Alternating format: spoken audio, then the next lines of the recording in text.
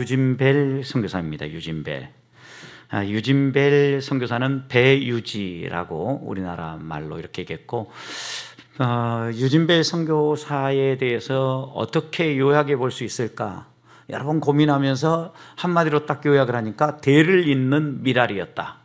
대를 잇는 미랄. 왜냐하니까 여러분 보실 때 왼편에 언더우드 선교사 많이 들어서 알고 있죠? 언더우드 연세대학, 그리고 세브란스, 이 모든 게 다 언더우드 선교사의 영향이죠. 그리고 이제 그 오른쪽에 유진벨 선교사가 있는데, 이 두 선교사는 공통점이 하나 있습니다. 우리나라에 와서 지금 현재 4대째 선교 사역을 하고 있습니다. 언더우드 선교사도 그렇고 유진벨 선교사도 그렇고. 자, 유진벨 선교사를 잘 한 번이나 들어보셨습니까? 여러분이 지금도 유진벨 선교사 4대 손을 지금 자주 접하고 있는데 누군지 아십니까? 누군지? 의원 한 분 계시지 않습니까? 의원. 인요한 의원. 인요한 선교사가 2대째부터 이렇게 이어져서 4대까지 온 선교사 가정입니다. 이게 바로 유진벨 선교사 가정의 4대 손이에요. 4대 손. 지금 현재 국민의힘 의원이시고, 아마도 그전에는 박근혜 정부 때 혁신위원장 뭐 이런 거 하면서 그때부터 정치와 조금 더 관계를 맺기 시작했어요. 원래 그 인요한 선교사님은 한국에서 태어났고 한국에서 자랐고, 대학 과정에 의학을 하면서 미국에 가서 공부를 하고 들어옵니다. 그래서 연세 세브란스에 외국인 의료센터가 있는데, 외국인 의료센터 소장으로 공부하고 들어와서부터 지금까지 센터 소장으로 섬기고 있습니다. 그러니까 의료 선교사로 잘 섬기고 있는 거죠. 이렇게 이제 두 가문이 어떻게 보면 우리 한국 선교에 있어서 장로교 선교사들입니다. 양대 산맥을 이룬다고 해도 과언 아닙니다. 왜냐하니까 언더우드 선교사는 북장로교의 파송을 받았습니다. PCUSA라고 합니다. 북장로교. 그리고 유진벨 선교사님은 남장로교 파송을 받았습니다. PCUS, A가 빠집니다. 여기는 아메리카가 빠지고, 이렇게 해서 남장로, 북장로교 선교사들 가운데 대표적인 선교사들로 이렇게 묘사되어지는데, 이 언더우드 선교사가 우리나라에 들어와서 먼저 선교를 시작을 합니다. 먼저 선교를 시작을 하는데, 이 언더우드 선교사가 첫 번째 안식년을 맞이해서 1891년 미국으로 안식년을 들어가게 됩니다. 이때 안식년을 들어가가지고 두 가지 목적을 가지고 들어갑니다. 하나는 한국에서의 선교 보고를 하고, 또 하나는 한국 선교에 필요한 젊은이들을 모집하기 위해 들어갑니다. 그래서 내시빌에서 있었던 미국 전국 대학생 연맹 기독교 모임이 있었는데, 거기에 가서 한국 선교에 여러분이 필요합니다를 외쳐요. 그래가지고 그때 헌신한 남장로교 파송 선교사가 있었는데, 첫 번째 그렇게 파송받은 사람이 지금 여기에 나오는 남장로교 7인의 선교사. 두 가정은 결혼한 부부였어요. 그러니까 4사람의 부부와 3사람의 싱글 선교사가 남장로교 처음 파송을 받았는데, 누구 때문에 파송받았다고요? 언더우드 선교사가 들어가서 한국 선교 정말 필요하다, 여러분이 도와주셔야 된다 라고 호소를 해서 이 7명이 먼저 파송을 받습니다. 그리고 이 파송된 이후에 1895년 드디어 남장로교에서 두 번째 선교사를 파송하는데, 유진벨 선교사가 파송당한, 배우지 선교사고 1868년에 태어났는데 1925년 광주에서 생을 마감했습니다. 제가 이렇게 유진벨 선교사 이렇게 한 것은, 유진벨 선교사가 남장로교인데요, 아주 보수적인 교단이에요. 보수적인 교단이고, 북장로교가 약간 더 자유스러운 쪽이에요. 그러니까 우리 교단 합동, 고신 여기는 전부 다 남장로교의 전통을 받았고 웨스트민스터 신앙 고백이라든가 이런 고백들에 도전을 받아서 우리 신앙의 정체성이 형성됐다라는 거 아셔야 돼. 그래서 지금 제가 이렇게 소개하는 거예요. 남장로교의 이 선교사들을. 지난번 누구? 반납하셨죠? 지난주에 했는데 서서평, 서서히 천천히 그렇지만 평안하게 이렇게 서서평 선교사도 역시 남장로교 파송 선교사예요. 이 유진배 선교사하고 함께 강주에서 또 동역했어요. 그 시대 그러니까 초기인데 이 유진배 선교사는 미국의 센트럴 대학을 나오고 누이빌 신학교 출신이에요. 그런데 이 누이빌 신학교를 다닐 때 아마도 교수님에게 잘 보인 것 같아요. 이 누이빌 신학교 총장의 딸 노티 위더스푼과 결혼하게 돼요. 그러니까 어떻게 보면 명문가 딸과 결혼을 하게 돼요. 그 할아버지는 미국에 또 유명한 프린스턴 신학교가 있는데 프린스턴 신학교의 총장이었어요. 그러니까 전통적인 학자 집안인 거죠. 제가 미국의 선교가 한참 부흥할 때가 언제라 그랬어요? 19세기 후반이라고 그랬죠. 지금 이 유진배 선교사가 파송받은 때도 언제요? 1895년이라고 그랬죠. 19세기 후반이죠. 근데 19세기 후반에 미국의 중산층 가운데서도 중산층의 자녀들이 본격적으로 선교사로 파송받았는데 우리나라에 선교사가 온 것도 이때라는 거. 여러분 제가 이제 우리나라 선교와 연관해서 지금 여러분들이 좀 더 기억하시라고 제가 이렇게 설명을 드리는 거예요. 이렇게 결혼을 해가지고 한국에 들어온 그 다음에 아들을 낳습니다. 아들을. 그리고 3년 뒤에 또 딸을 낳습니다. 얼마나 행복하게 잘 살았겠어요. 잘 살고 있었습니다. 그런데 이 선교사님들이 들어올 시기가 우리나라로 보면 1895년이 들어왔다 그랬죠. 1894년 혹시 우리나라 역사에 대해서 좀 아십니까? 이때가 언젠지? 네, 고종 말기 때죠. 고종 말기 때인데 이때는요 청일 전쟁이 바로 끝난 직후예요. 청일 전쟁은 1894년, 95년 청일 전쟁이 있었어요. 근데 여기에 우리나라를 거쳐서 지나가므로 우리나라도 이 청일 전쟁의 여파를 많이 받았다고 그래요. 그리고 이 청일 전쟁으로 말미암아 우리나라 안에 콜레라가 창궐했다고 그래요. 수많은 사람이 죽은 거죠. 이렇게 사람들이 많이 죽어나가니까 도움이 필요하잖아요. 그래서 이제 고종의 입장에서는 어떤 사람이 필요했겠어요? 의사가 필요한 거죠. 의료 선교의 필요가 있었던 거예요. 그래서 선교사들에게 문을 열고 선교사들에게 빨리 와서 많이 좀 이렇게 우리나라 사람들 좀 돌봐달라 이런 요청을 했어요. 또 이때 1895년 이 어간에 동학 농민 운동들이 막 일어나요. 그러니까 우리나라로 놓고 본다고 하면 내부적으로는 정치적으로 상당히 불안정한 시기인 거죠. 이런 시기에 이 유진배 선교사가 들어온 거예요. 그래서 제일 먼저는 서울로 들어와서 서울에 도착해가지고 먼저 뭐부터 하겠어요? 선교사가 제일 먼저 해야 될 게 뭐예요? 언어부터 배워야 되잖아요. 그래야지 복음을 전할 거 아니에요. 제일 먼저 오면 배우는 게 언어인데 서울에 와서 좀 더 안정적인 곳. 그래서 선교사님들 봐봐요. 예를 들어서 어느 지역으로 가면 그 지역에 가서 만약 영어라는 공통어를 가지고 만약 다들 하지 않으면 제일 먼저 가서 현지 언어부터 배워요. 근데 현지 언어를 배울 때 시골에 들어가서 배울 수는 없어요. 이때는 불안정하기 때문에 말도 안 통하니까. 그래서 선교사님들이 거의 처음 들어갈 때는 수도라든가 안정적인 도시 지역에서 언어 훈련을 하고 언어가 어느 정도 되어서 그 다음에 선교지로 들어간다. 자기의 선교 단계로 들어간다는 게 여러분 기억하셔야 돼요. 유진배 선교사도 서울에서 이렇게 이제 선교를 하고 있었는데 그 당시 상황이 어떠했느냐? 이렇게 청일 전쟁과 이런 것으로 여파로 많이 불안정해가지고 심지어 우리나라에서는 을미사병과 같은 이런 아픔들이 계속해서 이제 또 반복되잖아요. 그래서 고종이 신변의 불안을 느낀 거예요. 그래서 이 고종 황제가 뭘 요구했냐면 선교사들에게 불침번을 요구했어요. 이게 너무나 재밌잖아요. 우리나라 군대가 가서 우리나라 지키는 예를 들어서 옛날 그 조선왕 왕조를 보면 궁을 지키는 의금부 이런 황실을 지키는 의금부 이런 사람이 불침번을 써야 되잖아요. 근데 불침번을 누가 썼다고요? 선교사들에게 요청했어요. 왜 그랬을까요, 여러분?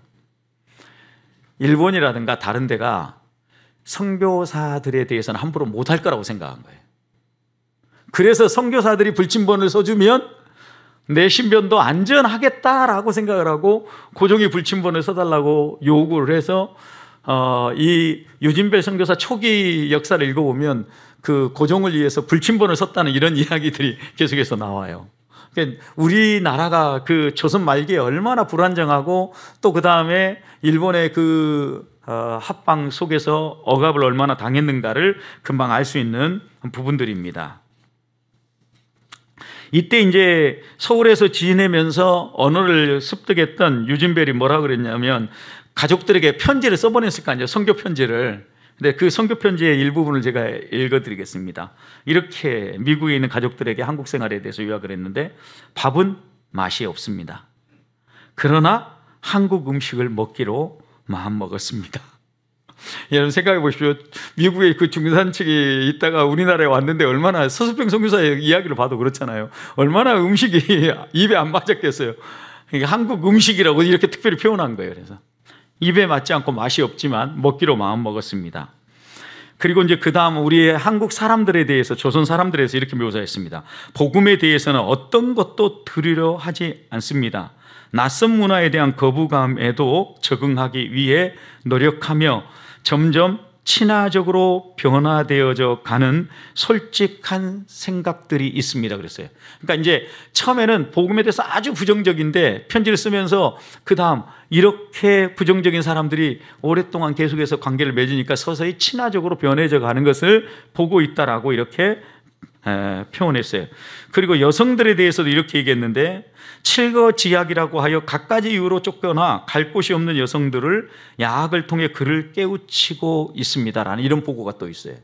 그러니까 선교사들이 처음 와가지고 접근할 때 사람들이 극도로 거부감을 가지고 있으니까 건강한 삶을 살고 있는 이런 평범한 사람들에게 복음이 잘 안 들어간 거예요. 어떻게 보면 복음이 가난한 자, 불쌍한 자, 연약한 자, 이런 사람들에게 먼저 들어갔다는 사실을 여러분 항상 기억하셔야 돼요.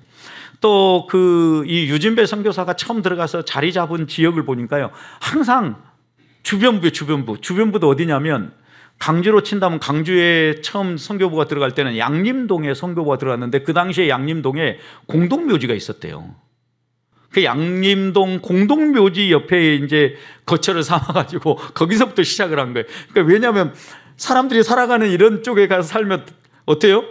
이 코쟁이들 양키 막 그러면서 막 돌팔매질하고 막 그 반대가 심하고 이러니까, 그런데 머무를 수가 없는 거예요.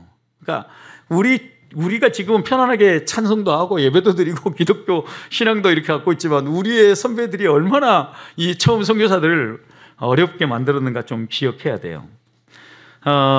원래 이 유진배 선교사는 이때 들어와가지고 이제 언어 훈련을 끝내고 그 다음 내려간 곳은 그 장로교 선교부가 처음 파송한 곳은 나주입니다.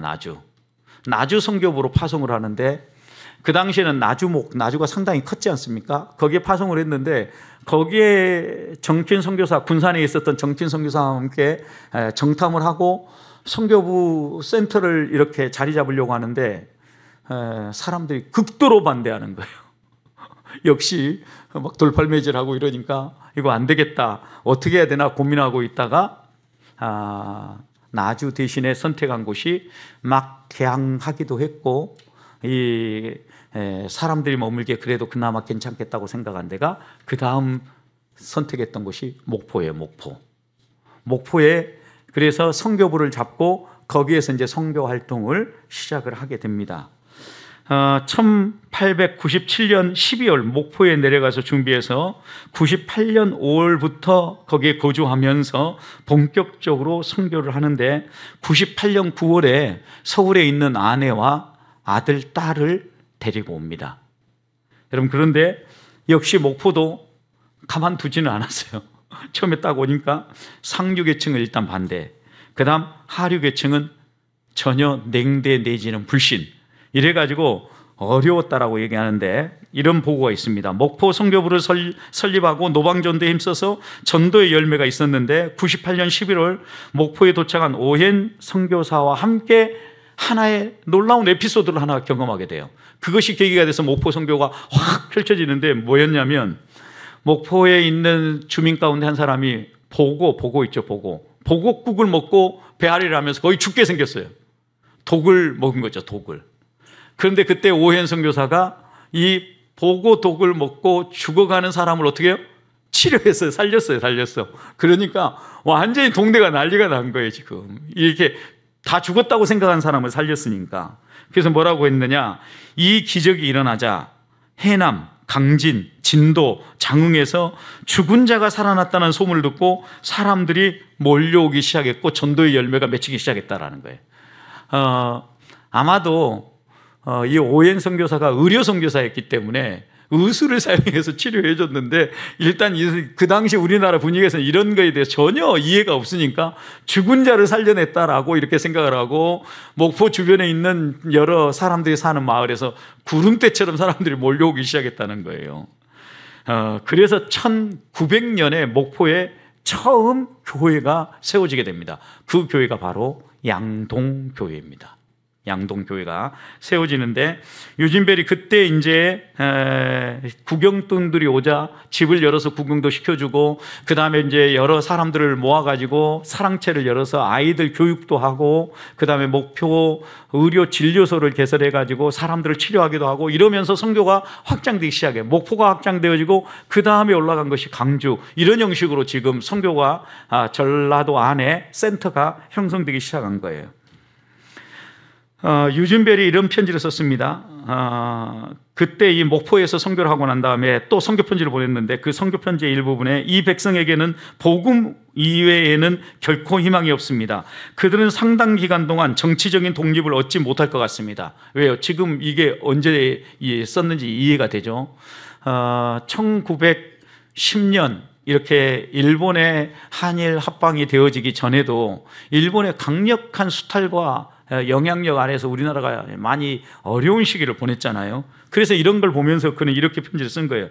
관리 계층이 너무나도 부패해 있으며 아무짝에도 쓸모가 없습니다. 그랬어요. 그러니까 이 나라가 망하려고 하면요, 꼭 일어나는 현상이 뭐냐면 나라의 관리들이 이렇게 부패하고 탐관 오리들이 많아지는 거예요. 그리고 한국의 관리들은 많은 하인을 거리고 잘 삽니다. 백성을 쥐어짜는데 오로지 한국인만 견딜 수 있을 것 같습니다. 이렇게 편지를 썼어요. 여러분, 관리들이 얼마나 백성을 쥐어짰으면 다른 나라 민족들은 못 버틸 것 같은데, 이거 한국 민족이어서 버티고 있는 것 같습니다. 이렇게 편지를 쓴 거예요. 여러분, 그러니까 이제 초기 선교사들의 우리나라에 대한 기록들을 보면은요, 가슴 아픈 이야기가 너무 많아요. 그런데 이렇게 그 목포에서 선교를 잘하고 있는데, 이때에도 벨이 순회 전도를 이제 계속해서 하러 다니겠죠. 순회 전도를 하러 간 사이에 아내가 1901년 4월 12일인데 심장질환으로 사망하게 돼요. 그러니까 심장마비로 죽은 거죠. 근데 심장질환이 있긴 있었는데 심장마비로 세상을 떠나게 돼요. 그래서 그 당시에 아이들이 둘 다 2살, 3살 이럴 때 어떻게 하면 어린 이 아이들을 키울까 고민하다가 이 아이들을 데리고 또 상처의 아픔을 딛고 미국으로 귀국을 하게 됩니다. 그래서 이 아이들을 어머니에게 부탁합니다. 그리고 그 다음에 다시 한국으로 들어옵니다. 선교를 위해서. 선교로 들어오는데 목포 지부에서 다시 선교를 하면서 펼쳐가다가 그 당시에 먼저 그 셋업되어 있는 지역이 군산 같은 지역이 먼저 셋업이 되셨어요. 그러니까 남장로교에서 정핀 선교사가 먼저 이 군산 지역의 선교부를 결정했는데, 군산에서 선교 활동을 하고 있는 마가렛과 결혼을 하게 돼, 재혼을 하게 된 거죠. 그래서 마가렛과 함께 건강하게 잘 살고 있습니다. 그리고 군산 지역과 목포 지역을 오고 가면서 열심히 복음 전도 활동을 하는데, 3.1 운동으로 인하여서 옥고를 치르고 있는 성도들을 어떻게 돌봐야 되겠는가, 미국 선교부가 서울에서 회의를 개최해가지고 콜을 한 거예요. 그래서 선교사들이 다 서울에 모인 거죠. 그래서 서울에서 회의를 마치고 귀가하던 중에 아내를 잃어버려요. 그러니까 이제 두 번째 상처를 하게 되는 거죠. 유진벨 선교사의 교통사고에 대해서 이렇게 기록이 남아 있어요. 1919년 3월 1일 3.1 운동에 앞장선 교인들이 투옥되고 교회들이 일제의 모진 핍박을 받게 되자 주한 미국 선교사들이 19년 3월 26일 서울 미국 대사관에 모여 3.1 운동에 앞장섰다 구속된 기독교인들을 어떻게 암암리에 도울 수 있을까를 논했다고 그래요. 선교사들이 우리나라를 위해서 얼마나 희생했는가를 알 수 있는 영역들이에요. 회의가 끝난데 유진벨 선교사는 새 승용차를 수령해가지고 그 승용차를 기차에 운송하려고 했다라는 거예요. 근데 화물칸을 구하지 못한 거예요. 그래서 결국은 자신이 직접 운전하고 강주로 내려오다가 수원 남쪽 병점 건널목에서 교통사고를 당합니다.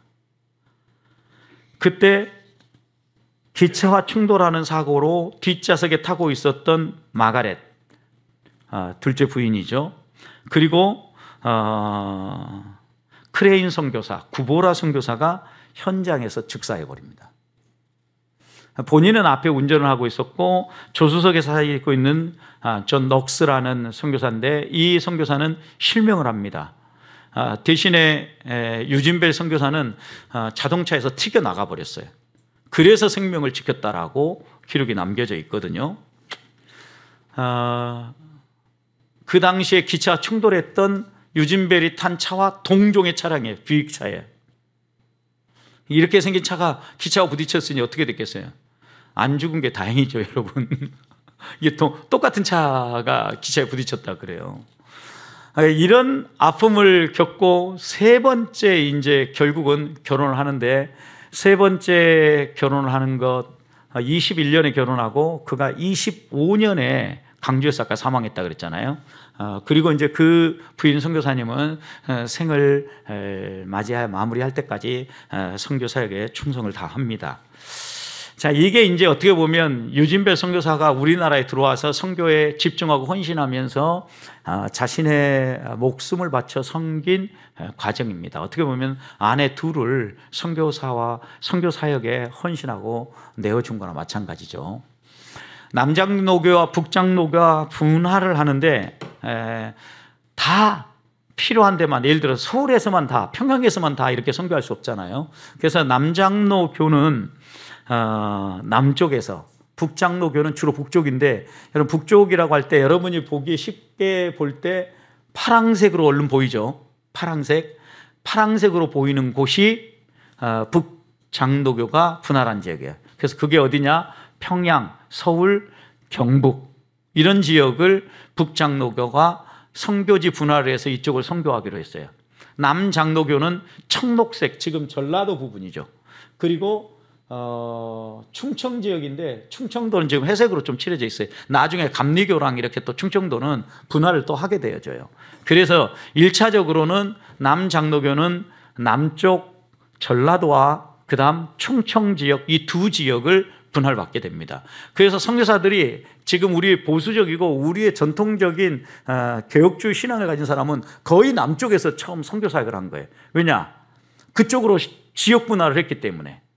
지역 분할이 그렇게 돼 있는데, 자, 그래서 남장로교에서 선교지 분할을 해가지고 선교사로 온 곳은 여기 지금 잘 안 나타나는데, 여러분 제일 먼저 원래는 나주시에 저기를 하려고 한 거죠. 여기 나주시에. 근데 이 나주시에 접목이 안 되어져서 목포로 내려온 거죠. 목포 내려와서 이 목포에서 센터가 형성되어지고 그 다음 올라간 것은 여기 지금 진하게 표현되어 있는 한평 이 옆에 이 지역이 강주예요. 강주.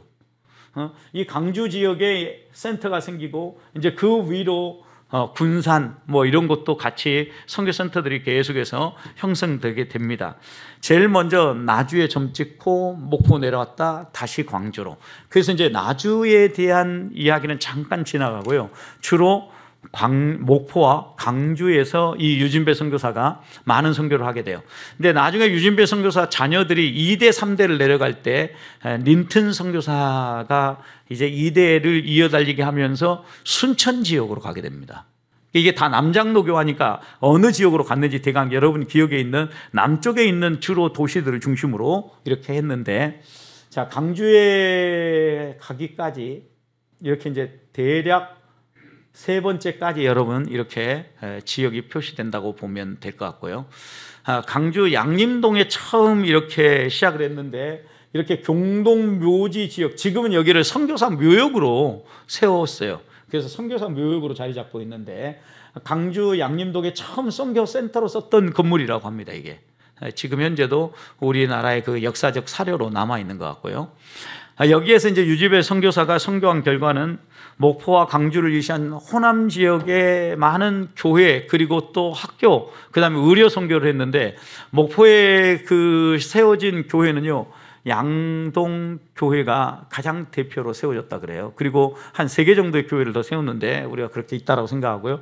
목포에서 학교 사역을 하면서는 목포의 남학교로서 영흥학교, 그다음에 여학교는 정명여학교, 정명여자 중고등학교가 지금도 존재해 있습니다. 이런 학교들, 그 다음에 광주로 올라와서는 강주에 북문이 있는데 북문 안쪽 교회, 북문 바깥쪽 교회, 북문 안교회, 북문 밖교회, 이렇게 교회들을 개척을 하고 그 다음에 양림교회 이렇게 개척을 하게 됩니다. 그 다음에 이제 숭일학교, 그리고 수피아 여학교, 그리고 우리가 그 서서평 선교사하고 함께 이야기하면서 했던 이일 성경학교, 이런 학교들이 이 당시에 다 세워지고 이 선교사님들과 함께 진행되어진, 유진배 선교사와 함께 아름답게 세워진 귀한 선교의 열매들입니다. 여러분, 그런데 이런 유진배 선교사가 어떤 신학을 가지고 우리에게 신학을 전달했냐면 장로교 신학을 잘 전달했는데, 장로교 신학의 핵심적인 내용 가운데 하나는 웨스트민스터 신앙 고백을 기초로 해서 신앙교육을 하고 가르쳤다라는 거예요. 이 개혁주의 신앙에 따르면은요, 성경의 최종 권위, 우리의 인생의 모든 권위는 성경에서 나온다. 하나님은 삼위일체 하나님이다라는 이거. 여러분, 이게 이제 지금 우리는 매번 들어서 이렇게 생각하고 있지만, 여러분이 또 다른 교파, 교회들에서는 이게 또 다른 이야기들을 합니다. 그 다음에 섭리와 예정, 하나님의 섭리, 그리고 하나님의 예정 가운데 우리가 구원받았다는 것, 인간의 타락과 구원에 대한 이야기, 그리스도의 구속에 대한 이야기, 성화와 성화는 성령에 의해서 이루어진다는 것, 그리고 교회는 성령 하나님께서 세우시고, 그 다음에 교회는, 건강한 교회는 내가 건강하게 집행돼야 된다는 것, 그리고 종말과 최후 심판, 이런 주제들에 대해서 쭉 문답 형식으로 기록되어 있는 게 웨스트민스터 신앙고백서입니다. 근데 이 웨스트민스터 신앙고백서를 매우 중요한 교리로 삼고 유진벨이 이 땅에 와서 신앙교육을 하고 학교교육을 하고 의료 선교 사업을 진행했다는 거예요. 그런데 이 사상과 함께 또 하나, 이 유진배 선교사가 강조하고 또 강조했던 것은 깔뱅의 장로교 사상이었어요. 여러분, 깔뱅하면 우리 장로교 신학의 뭐예요? 아버지라고 그래요. 그래서 가끔 미국 들어갈 때 크리스찬이라고 하면 너 장로교 시조가 누구냐라고 묻는데, 한동안 그랬어요. 막 비자 테스팅하고 그럴 때. 그럼 그때 이제 뭔지 모르고 어리버리 하면은 가끔 비자를 못 받기도 했는데, 그때 대답해야 될 대상이 누구냐? 깔뱅이라고 얘기해야 되는 거예요. 장로교의 아버지라고 얘기하거든요. 그러니까 이 깔뱅의 이 장로교 사상, 장로교 사상이 여러 가지가 있어요. 그런데 그 가운데 깔뱅의 이 가르침을 유진벨이 우리나라에 와서 철저하게 가르치려고 애썼다라는 거. 그리고 영혼 구원을 위하여 열정적인 복음주의 운동을 했다라는 거예요. 영혼 구원을 우선순위에 두고, 그 다음에 지난주 서서평 선교사에 대해서 얘기한 것처럼 이 영혼 구원을 위해서 동일시하고 이 땅에 있는 사람하고, 그리고 이 땅의 사람처럼 되어지는 토착화 선교를 시도했던 선교사들에 대한 이야기입니다. 교육 선교에 대해서 이제 얘기하면, 교육 선교는요, 1906년 벨의 사랑채에서 남학교, 여학교가 시작했다고 합니다. 벨의 사랑채에서 처음에 남자 학생 1명, 여학생 3명 이렇게 모여가지고 교육이 시작된 거죠. 이 교육을 통해서 이제 학교들이 세워지게 되는데, 영흥학교, 그 다음 정명여학교, 그 다음 숭일학교, 강주의 수피아 여학교, 이일 성경학교, 이런 학교들이 있었다는 거예요. 여러분, 수피아 학교, 수피아 여고 지금도 강주에 있는 거 여러분 혹시 들어서 알고 있죠? 지금 목포에도 영흥학교, 정명여학교 그대로 있습니다.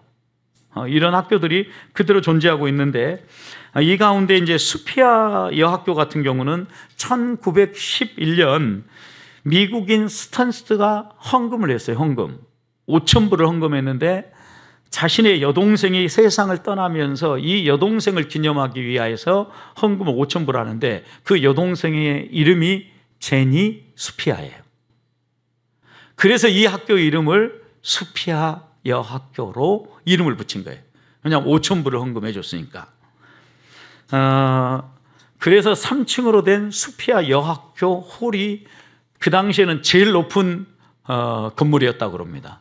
그렇게 출발을 해서 이렇게 하나하나 세워지는데, 의료선교도 마찬가지예요. 의료선교도 어디에서 시작을 하냐면 벨의 사택에 선교진료소를 열었어요. 항상 선교사가 살아가는 그곳을 학교로 만들고 선교진료도 쓰고 이런 것으로 해서 자신의 희생을 통해서 이게 지금 대부분 시작된 거죠.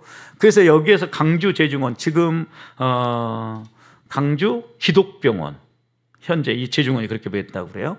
그 다음에 나병원, 나병 환자를 위한 병원, 그리고 이제 여수 애양원도 역시, 그러니까 서수평 선교사도 그 나병 환자들을 위하여서, 병자들을 위해서, 한센 병자들을 위해서 헌신하고 일한 거예요. 그러니까 이런 선교 사역들을 이분들이 계속함으로 우리나라의 근대화에 지대한 영향력을 미친 선교사들인 거죠. 근데 선교의 원리로 놓고 본다면 네비우스 원리인데요. 네비우스 원리는 뭐냐면 자립, 자치, 자전이에요. 이 자립, 자치, 자전은요, 자립이라는 것은 스스로 쓰는 거예요. 스스로. 누가 막 옆에서 이 교회가 든든히 서도록 세워주는 것이 아니라 스스로 교회를 세우는 게 자립이에요. 그리고 자전은 스스로 전하는 거죠. 우리가 복음 전도의 주체가 되어지고 우리가 복음 증거 사역의 핵심으로 뛰는 거죠. 그 다음 자치는 외세에 의해서 통치하는 것이 아니라 우리의 힘으로 통치한다. 이 네비우스 원리가 삼자의 원리예요. 이 삼자의 원리가 그대로 지금 적용한다고 교회를 세우고 삼자 교회라고 부르는 곳이 있어요. 어디? 중국이에요. 중국의 네비우스가 산동성을 중심으로 해서 네비우스 원리가 적용되고 우리나라로 내려왔는데, 중국보다 우리나라의 이 네비우스의 선교 원리가 딱 맞아 떨어진 거예요. 우리나라에서 그래서 이 삼자의 원리에 의해서 엄청나게 그 많은 열매들이 맺혀요. 원래는 1850년경에 영국의 신학자 벤과 또 한 분이 갑자기 생각이 안 나는데, 이 두 사람이 이 삼자의 원리를 제안한 거예요. 선교 역사를 보면. 그래서 이 삼자 원리를 네비우스 원리라고 규정을 하고, 네비우스가 처음 와가지고 선교사로서 이 적용을 했기 때문에 그런데, 한국에 들어온 선교사들은 대부분 이 삼자의 원리를 적용했어요. 언더우드도 이 삼자의 원리를 먼저 적용했고, 유진배 선교사도 이 원리를 적용해가지고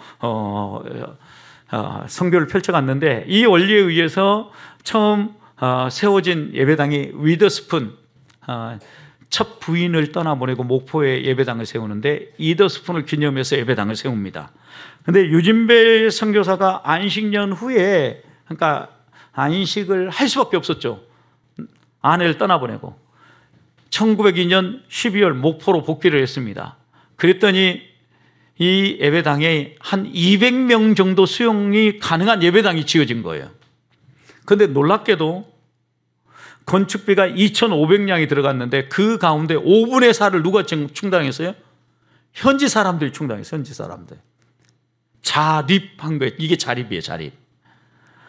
그리고 당시 25명의 세례교인이 있었는데 세례교인 대부분이 한 달 생활비가 5불이 안 됐다고 그래요. 5불. 그러니까 얼마나 어려운 생활을 했는데도 불구하고 이들이 철저하게 자기 부정의 삶을 살면서 예배당을 짓기 위해서 헌신했어요. 그렇게 해서 목포의 양동교회가 시작되어지고 이 교회가 위더스푼 기념 예배당으로 자리를 잡게 된 거예요. 그래서 이제 유진배 선교사는 교회 건축 지도를 힘썼던 그 당시의 조사, 그러니까 우리로 말하면 전도사 같은 역할을 한 사람이에요. 김윤수 집사가 이런 조사 역할을 했는데 그를 축혀 세우면서 이렇게 얘기했어요. 그처럼 열정적인 그리스도인을 한국에서 나는 보지 못했다 이렇게 말해요.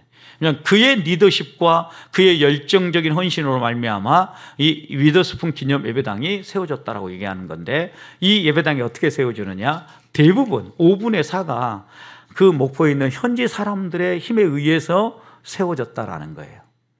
그래서 자립선교 성공의 비결에 대해서 이렇게 보고 있어요.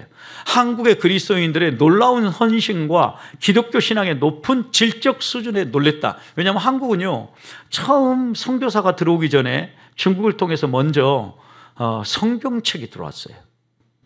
그래서 성경책을 읽은 사람들, 그러니까 선교를 받기 전에 이미 성경책을 읽으면서 기독교 신앙에 대해서 마음에 어느 정도 그림을 그리고 있는 사람들이 있는 상태에서 복음이 들어왔어요. 그러다 보니까 한국 그리스도인들이 이 유진배 선교사가 얘기한 것처럼 헌신적이고, 또 하나는 신앙에 대해서 높은 질적 수준을 가지고, 지적 수준을 가지고 열심히 섬겨가고 있다는 것을 보고 간 거예요. 그러면서 이렇게 얘기했습니다. 복음 전도에 대한 집중과 철저한 성경 교육으로 양육된 신실한 신자들의 진정한 헌신이 자립하는 교회를 형성하고, 이것이 교회 발전의 초석이 되어졌다. 여러분, 그러니까 교회가 건강하게 서려고 하면 훈련이 잘 돼야 돼요. 훈련이 잘 되고, 그 사람이 내가 무엇을 위해서 이 훈련을 받고 이렇게 신앙생활을 하는지를 알고 서면 그를 통해서 이렇게 건강한 교회들이 세워진다는 거죠. 내가 오랫동안 확신해 오는 바는 우리 선교지에서 교회를 세우고 발전시키는 가장 효과적인 방법은 현지인들이 자신의 힘으로 해야 한다는 것이다. 따라서 나는 현지 지도자들과 조력자들을 발굴하고 이들을 개발하는데 각별히 주의를 기울여 왔다라고 이렇게 고백을 한 겁니다. 여러분, 이런 걸 보면 우리도 건강한 교회가 오래 가기 위해서는요, 자립이 매우 중요해요.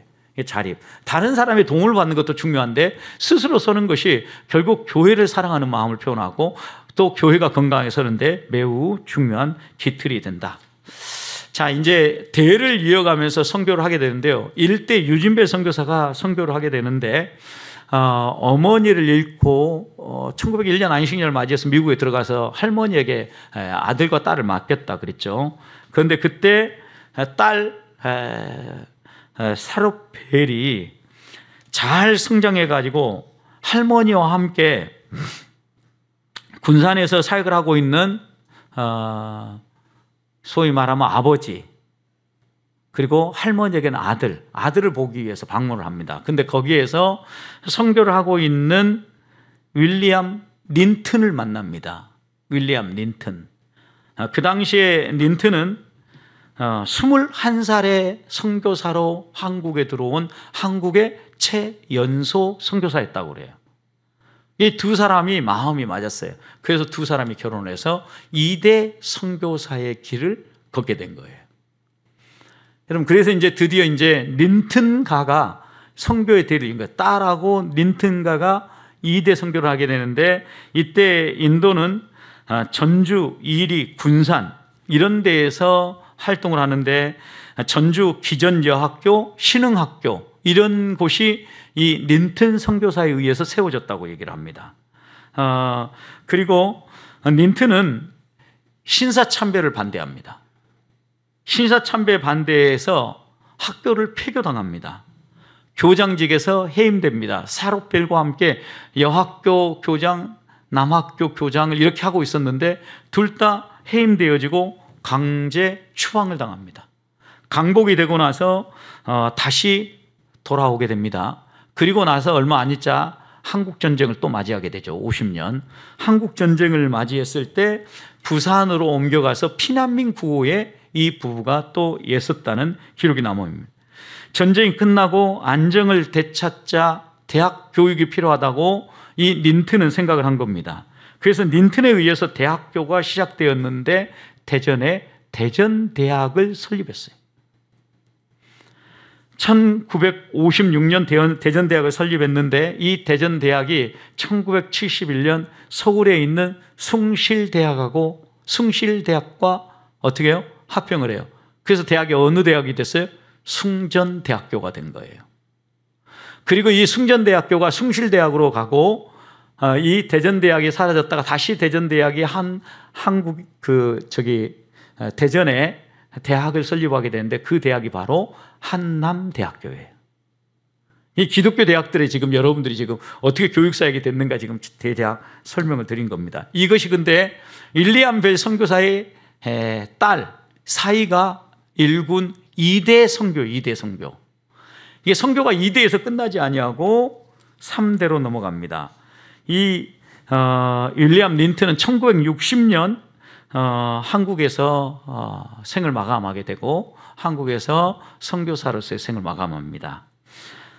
그리고 이 샤롯 벨하고 린튼 사이에서 태어난 자녀가 셋이 있는데 셋째 아들이 휴 린튼이고 휴 린튼은 순천 지역에서 선교 활동을 하게 됩니다. 3대 선교사로 결핵을 위해서 결핵 퇴치를 위해서 일하게 되고 넷째 아들이 토마스 린튼인데 인도화로 한국말을 하는데 강주 지역 선교사로 사역을 하게 됩니다. 휴 린튼은 군산에서 태어났어요. 26년 군산에 태어났지만 미국에서 교육을 다 받고 한국에 들어와서 선교사로 하는데 이 휴 린튼 3대 선교사는 어떤 특별한 경력이 있냐면요. 인천 상륙작전 때 해군 장교로 인천 상륙작전에 참여를 했어요. 여러분 그러니까 한국과 연관이 있으니까 이런 일들이 계속 반복되는 겁니다. 그리고 한국에 들어와서 이제 순천을 거점으로 처음에 사역을 했는데 전남 지역의 산간 벽지를 돌면서 교회를 개척하고 한국인의 친구로 살았다고 얘기를 합니다. 그리고 1960년에 결핵 환자가 너무 많아가지고 병원이 없어서 불편했는데 휴 린튼의 세 아들이 있었는데 이 세 아들이 다 결핵으로 죽었다고 합니다. 그러니까 얼마나 가슴 아픈 일이에요. 그래서 결핵 진료소를 세워야 되겠다라고 다짐을 먹고 은퇴하기까지 순천 결핵 재활원을 설립하고 35년간 선교 사역을 힘써 달려가게 됩니다. 휴 린튼은 5남 1녀를 뒀습니다. 이 5남 1녀 가운데 우리가 아는 사람 가운데 한 사람이 인요한이에요. 그리고 또 한 사람은 스티브 린튼이라고 하는데 인세반이에요. 인세반은 유진벨 재단을 1912년 설립을 하고 이 유진벨 재단을 통해서 북한의 결핵 환자들을 돌보고 북한 선교에 힘쓰며 나아가고 있고 지금도 유진벨 재단은 북한 선교를 위해서 힘쓰고 있다고 합니다. 이것은 4대의 스티븐 린튼이 이어달리게 하고 있는 사역이에요. 인요한 선교사는 말씀드린 대로 신촌 세브란스 외국인 진료센터 소장으로서 지금까지 하고 있고 또 우리나라에서 정치적인 역량을 드러내면서 또 정치인으로서도 활동을 하고 있는 겁니다. 어떻게 보면 대를 이어 이 땅에 씨앗을 뿌리고 헌신한 집안이라고 해도 과언이 아니라는 말씀입니다. 그런데 이렇게 이제 3대, 4대 이렇게 다 지나가면서 어떻게 보면 지금까지도 그 후손들이 우리나라에서 열심히 선교 사역을 하고 있는 이 유진벨이 마지막 남긴 기도가 있습니다. 기도. 오늘은 이 기도로 마무리를 하려고 합니다. 이렇게 유진벨은 마지막 기도를 남겼습니다. 조선의 형제 자매들에게 알게 하옵는 것은 부족한 자로 하여금 이 조선에 나와서 주님의 복음을 전하게 된 것에 감사하오며 또 믿고 바라옵는 것은 천당에서 저희를 많이 만나볼 때에 빌립보서 4장 1절의 말씀처럼 나의 면류관이 된다는 말씀을 기억할 때 열의 형제들도 즐거움으로 서로 만나기를 원하나이다. 이렇게 기도하고 유진벨이 이 세상을 마무리 졌다라고 전해집니다. 여러분 생각해 보십시오. 우리들도 이제는 열심히 선교에 우리의 힘을 모아야 될 때입니다. 어떻게 생각해 보면 우리나라가 이만큼 살아갈 수 있는 것도 또 그리고 교회가 이만큼 견고하게 설 수 있는 것도 우리의 신앙의 선배들의 헌신적인 헌신 때문에 가능했다라는 것을 잊지 말아야 되겠습니다. 그리고 우리가 하나님 앞에서 다시 한번 마음에 새기면서 감사해야 될 것 가운데 하나는 이런 선배들의 헌신 때문에 결국 오늘 우리들이 신앙생활을 하고 믿음의 길을 걸어갈 수 있다는 것입니다. 그렇다고 하면 다시 한 번 더 우리들도 이 유진벨이 기도한 것처럼 하나님 앞에서 우리가 부족한 부분이 많지만 하나님 우리를 사용해서 우리들도 좀 선교하고 나가서 복음 전하고 아직도 복음을 알지 못하는 사람들에게 좀 전합시다.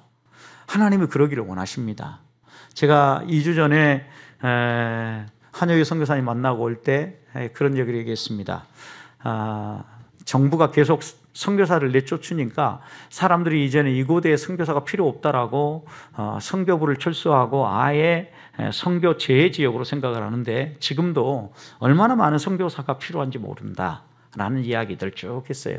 그 이야기 가운데 하나는 이 사람들이 지금 현재 이슬람 국가들이라든가 중국과 관계를 맺고 있는 여러 나라에 가서 선교사로 목숨 걸고 활동하고 있다는 겁니다. 그리고 아직도 많은 선교의 열매들이 맺혀지기를 기다리고 있다는 거예요. 그리고 지금도 그곳의 형제들은요, 각오를 하고 신앙생활 한다는 겁니다. 감옥에 들어갈 각오, 그 다음에 목숨을 바칠 각오. 여러분, 근데 우리는 너무나 평안하고 좋은 상황에서 선교 활동을 하고 있습니다.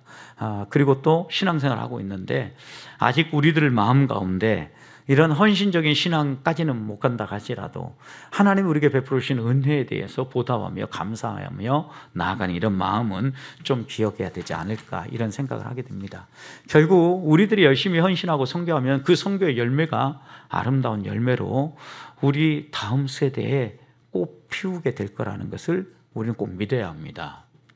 저는 선교와 관련해서 확실한 한 가지 확신은요, 우리의 선교의 역사가 이야기한 것처럼 선교에 헌신하고 자기의 모든 걸 내어주었던 교회, 가정, 개인, 하나님이 한결같이 눈여겨보시고 복을 주셨다는 겁니다.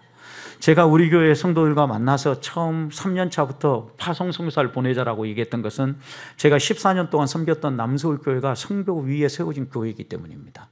지금도 그 교회는 100가정 이상을 지금 한 150가정 정도로 파송했다고 하는데 한 교회가 단독적으로 이렇게 많은 가정을 파송하는 것은 정말 기적적인 일입니다. 그 시작이 어떻게 시작이 되어졌냐면 구반포에 있는 2층 상가에서 교회가 시작되어질 때 그때 한 분이 선교사로 나가겠다고 얘기했어요. 교회는 월세를 살고 있고 돈도 없었기 때문에 선교사를 파송한다는 거 꿈도 꾸지 못할 때입니다. 그때 홍정길 목사님이 성도들에게 이렇게 얘기했습니다. 이 젊은 친구가 선교지에 가서 뼈를 묻고 오겠다는데 우리가 다른 건 못해도 이 친구의 장례식 비용이라 좀 보태줍시다. 그러면서 선교 헌금을 해서 파송한 1호 선교사가 태국에 있는 김정웅 선교사예요. 천부리 마을을 개설하고 태국 선교의 아버지로 지금 불리고 있는 선교사입니다. 이때부터 남서울 교회가 선교사를 파송하기 시작해서 초기에는 교회 재정의 40% 이상을 선교에 사용하는 교회였어요. 지금은 그 정도까지는 사용하지 못하지만 여전히 아직도 150여 가정의 선교사를 파송하면서 지금 교회가 교육관을 건축하면서 어렵다고 얘기합니다. 성도들이 헌금해야 된다고 얘기합니다. 그런데 이제까지 선교사들, 파송 선교사는 두말할 것도 없고 협력 선교사들 선교비를 20만 원씩 선교 후원하고 있었는데 올해 어렵다고 하는 이때에 오히려 10만 원 올려가지고 30만 원씩 선교비를 다 올렸습니다. 무엇을 위해서 교회가 존재하는지를 아는 교회들입니다. 저는 이런 그 전통과 자극들을 많이 받고 보고 또 이런 영향력을 받으면서 성장해 왔기 때문에 사역을 해왔기 때문에 선교는 교회를 살리는 힘이라고 생각을 합니다.